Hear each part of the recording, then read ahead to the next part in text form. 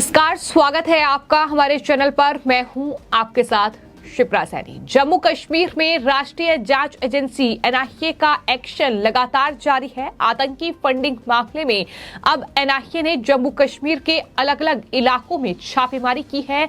जानकारी के मुताबिक लगभग 6 इलाके हैं जहां फिलहाल राष्ट्रीय जांच एजेंसी की ताबड़तोड़ छापेमारी आतंकी फंडिंग मामले में चल रही है। जिस तरीके से पहले भी ये ऑपरेशन जो है एनआईए का जम्मू कश्मीर में देखने को मिला है और एक बार फिर एनआईए और साथ ही सीआईएसएफ के जवान और स्थानीय पुलिस मिलकर इस छापेमारी को अंजाम दे रही है। आपको यह बता दें कि जमात-ए-इस्लामी जम्मू कश्मीर द्वारा आतंकी फंडिंग के मामले में ये बड़ी कार्रवाई फिलहाल जम्मू कश्मीर में चल रही है। ये जम्मू कश्मीर से इस वक्त की बड़ी खबर सामने आ रही है, क्योंकि आतंक के आकाओं की कमर तोड़ने के लिए राष्ट्रीय जांच एजेंसी लगातार जम्मू कश्मीर में सतर्क है और ये कोई पहली छापेमारी नहीं है। इससे पहले 4 मई और 11 मई को भी जम्मू कश्मीर के अलग अलग इलाकों में छापेमारी हो चुकी है।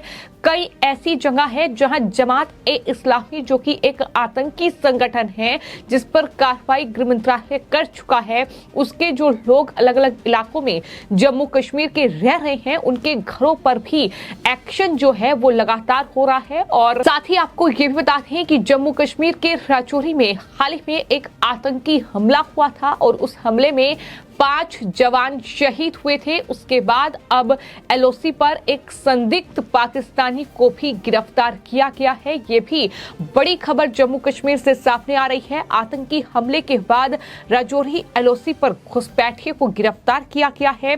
सुरक्षा एजेंसियां फिलहाल उस पाकिस्तानी घुसपैठिए से पूछताछ कर रही है। एलओसी पर घुसपैठ की कोशिश लगातार उसके जरिए की जा रही थी, जिसके बाद सुरक्षा बल जो है वो सतर्क हुए और इस शख्स को गिरफ्तार किया गया है। फिलहाल जो जानकारी इस पूरे मामले में सामने आई है उसके मुताबिक राजौरी के केसरी हिल और पुंछ के भाटा दूरिया में आतंकी हमलों के बाद सुरक्षा बल सतर्क हैं और रविवार की देर रात मंजाकोट इलाके में एलओसी पर तरकुंडी क्षेत्र इलाके से एक घुसपैठिए को गिरफ्तार किया गया है। घुसपैठिए की जो पहचान है वो पाकिस्तान के कब्जे वाले जम्मू कश्मीर के करेला मजान कोटली का रहने वाला मोहम्मद उस्मान उर्फ जुल्फिकार के रूप में उसकी जो पहचान है वो हुई है।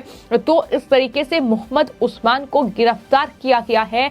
कुल मिलाकर ये बड़ी खबर जम्मू कश्मीर से इस वक्त सामने आ रही है, जहां एक तरफ G20 समिट को लेकर लगातार तैयारियां जम्मू कश्मीर में चल रही हैं, तो वहीं सुरक्षा बल हो, जांच एजेंसियां हो या फिर खुफिया एजेंसियां हो, वो कोई भी कोताही नहीं बरतना चाहती और यही वजह है कि लगातार ये ताबड़तोड़ एक्शन जो है वो जम्मू कश्मीर में देखने को मिल रहे हैं। जहां एक तरफ एनआईए सतर्क है, राष्ट्रीय जांच एजेंसी लगातार जमात-ए-इस्लामी के जो तमाम ठिकाने हैं उन पर आतंकी फंडिंग के मामले में कार्रवाई कर रही है। ये कार्रवाई लगातार जारी है। तमाम जो स्थानीय पुलिस हैं, जो सीआईएसएफ के जवान हैं, जो सुरक्षा बल हैं, उनके साथ मिलकर इस ऑपरेशन को अंजाम दिया जा रहा है और कई ठिकानों पर लगातार ये छापेमारी फिलहाल चल रही है। आपको ये बता दें कि एजेंसी की टीमें जो हैं वो अलग अलग जगहों पर सुबह जो है सुरक्षा बलों के साथ पहुंची और ये छापे टेरर फंडिंग और अन्य आतंकी गतिविधियों के मामलों से जुड़े हैं और जमात-ए-इस्लामी से जुड़े लोगों के घर पर भी एनआईए और जो सुरक्षा बल हैं वो फिलहाल तलाशी ले रहे हैं। ये जानकारी सामने आई है। इससे पहले जांच एजेंसी एनआईए ने जमात-ए-इस्लामी जम्मू कश्मीर द्वारा आतंकी फंडिंग के मामले में जम्मू कश्मीर में तलाश की थी। आपको यह बता दें कि गैर कानूनी गतिविधि रोकथाम अधिनियम के तहत ये जो संगठन है जमात-ए-इस्लामी, ये दरअसल एक गैर कानूनी संगठन है और इससे पहले 11 मई को केंद्रीय आतंकवाद रोधी एजेंसी ने जम्मू कश्मीर के बडगाम और बारामूला जिलों में 16 जगहों पर तलाशी ली थी, जिसकी जानकारी हमने आपको पहले दी थी कि किस तरीके से जम्मू कश्मीर में अलग अलग 16 ठिकानों पर जम्मू कश्मीर के जो अलग अलग जिले हैं वहां पर ये छापेमारी फिलहाल आतंकी गतिविधियों के मामले में चल रही है, आतंकी फंडिंग के मामले में चल रही है। तमाम ऐसे संगठन हैं जो कि जम्मू कश्मीर में सक्रिय हैं और उन्हीं पर किस तरीके से शिकंजा कसा जाए, इन आतंकवादियों के आकाओं की कमर किस तरीके से तोड़ी जाए, इन्हें किस तरीके से खत्म किया जाए, उसको लेकर लगातार राष्ट्रीय जांच एजेंसी सतर्क है। और इसी कड़ी में ये फिलहाल कार्रवाई है जो जम्मू कश्मीर में देखने को मिल रही है। जहां तक बात जमात-ए-इस्लामी जो कि एक गैर कानूनी संगठन है, दरअसल उसकी बात की जाए तो 28 फरवरी 2019 को यूएपीए के तहत ये एक गैर कानूनी संगठन घोषित किया जा चुका है। इसके बाद जम्मू कश्मीर में आतंकी फंडिंग गतिविधियों में ये शामिल पाया गया। एनआईए ने एक विशेष मामले में आरोप पत्र भी दायर किया था और नई दिल्ली की पटियाला हाउस कोर्ट ने 12 मई 2022 को 4 आरोपियों के खिलाफ दरअसल एक मुकदमा दर्ज किया था। 4 मई को जमात-ए-इस्लामी के सदस्यों और समर्थकों के 16 ठिकानों पर तलाशी भी ली गई थी। 11 जो ठिकाने थे वो कश्मीर घाटी के बारामूला जिले में थे और बाकी जो थे वो जम्मू कश्मीर क्षेत्र के किश्तवाड़ जिले में स्थित थे। तो इस तरीके से कई आपत्तिजनक चीजें जो थी इस तलाशी अभियान के दौरान सामने आई थी। फिर चाहे वो दरअसल डिजिटल कुछ चीजें हो वो जब्त की गई थी और इसके अलावा कई आपत्तिजनक सामग्री भी जब्त की गई थी।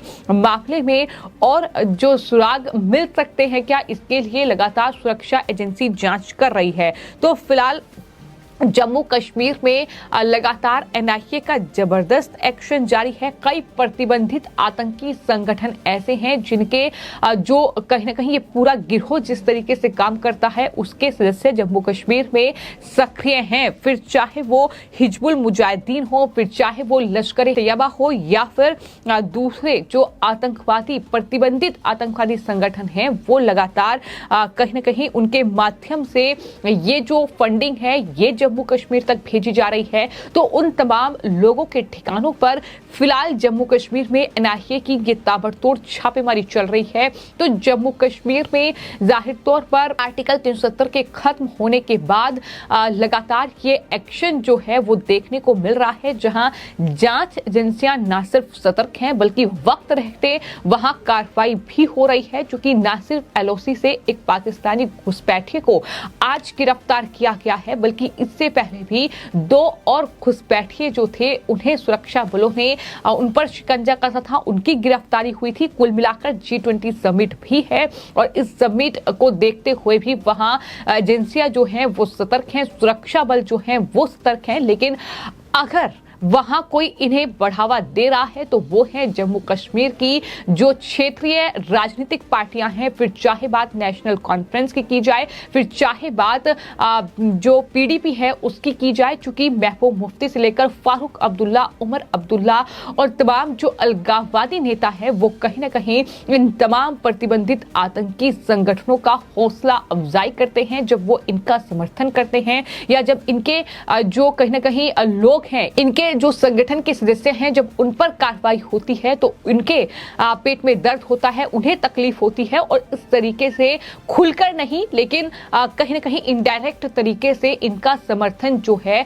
वो महबूब मुफ्ती और फारूक अब्दुल्ला जैसे नेता जो जम्मू कश्मीर की क्षेत्रीय पार्टियों के नेता हैं, कहीं ना कहीं अपनी सियासत को मजबूत करने के लिए वो इन तमाम लोगों का साथ चुनते हैं। वो पाकिस्तान से बातचीत की पेशकश करते हैं।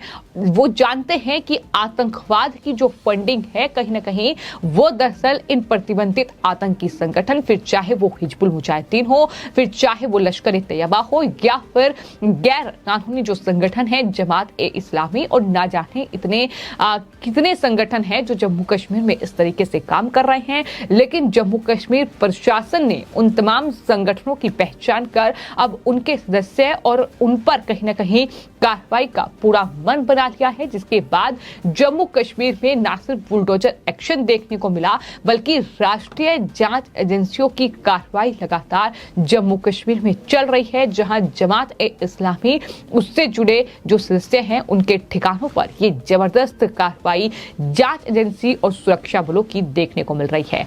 फिलहाल आपकी इस पूरे मामले पर क्या राय है, हमें कमेंट बॉक्स में जरूर लिखें और चैनल को सब्सक्राइब करें। धन्यवाद।